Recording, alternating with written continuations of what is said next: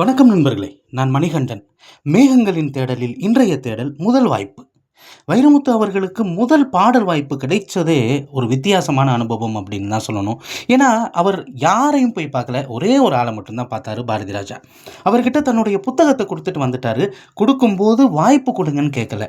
வாய்ப்பு இருந்தால் என்னை பயன்படுத்தி கொள்ளுங்கள் அப்படின்னு சொல்லிட்டு வந்துட்டாரு. கொஞ்ச நாள் ஆச்சு.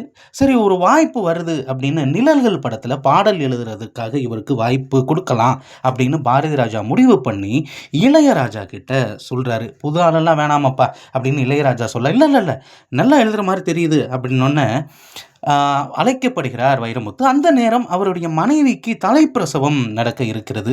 அவருக்கு மட்டும் தலைப்பிரசவம் அல்ல, வைரமுத்துவுக்குமே அது தலைப்பிரசவம் அப்படின்னு தான் சொல்லணும். ஏன்னா தன்னுடைய முதல் பாடல் வாய்ப்புக்காக அவர் இளையராஜாவையும் பாரதி ராஜாவையும் சந்திக்கிறார்.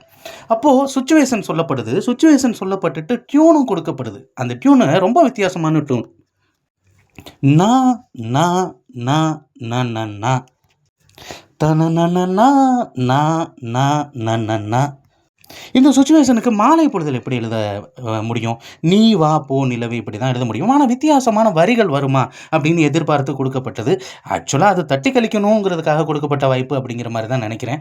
ஆனால் கொஞ்ச நேரம் கழித்து வைரமுத்து எழுதிய வரிகள் உண்மையிலேயே ஆச்சரியப்பட வச்சுச்சு. அது என்னன்னா, இது ஒரு பொன்மாலை பொழுது அப்படிங்கிற பாடல். இந்த பாடலை கேட்டு இளையராஜா ஷாக் ஆயிட்டாராம். அவர் என்ன சொன்னார்னா, வைரமுத்துக்கிட்ட போங்க அப்படின்னு சொல்லிட்டு பாரதி ராஜா கிட்ட அவர் சொன்ன விஷயம்தான், யோ இந்த ஆள் பல ஆணையை சாச்சிருவாயா அப்படின்னு. உண்மையிலேயே அன்று தொடங்கிய அந்த பயணம், இந்த மூவரின் இசை கூட்டணி அப்படிங்கிறது இன்று வரைக்குமே எல்லோராலும் பாராட்டப்படுகிறது. ஆனால் மூவரும் சேர்ந்து வேலை பார்க்குறாங்களா அப்படின்னு கேட்டால் கிடையாது. இடையில ஏற்பட்ட பிரிவு அப்படிங்கிறது உண்மையிலேயே அவர்களை பிரித்து விட்டது அப்படின்னு தான் சொல்லணும். எது எப்படியோ இவர்கள் மூவரும் சேர்ந்து பணிபுரிய இனிமேல் வாய்ப்பு இருக்கிறதா அப்படின்னு கேட்டால் கிடையாது. ஏன்னா பாரதி ராஜாவினுடைய உடல்நிலை கொஞ்சம் சரியில்லாமல் இருக்குது. இளையராஜாவும் வைரமுத்துவும் சேர்ந்து மீண்டும் இசை அமைத்தால் அல்லது இசையில் ஏதாவது பாடல் உருவானா நல்லாயிருக்கும். அடுத்த ஒரு வீடியோவில் பார்ப்போம். நன்றி.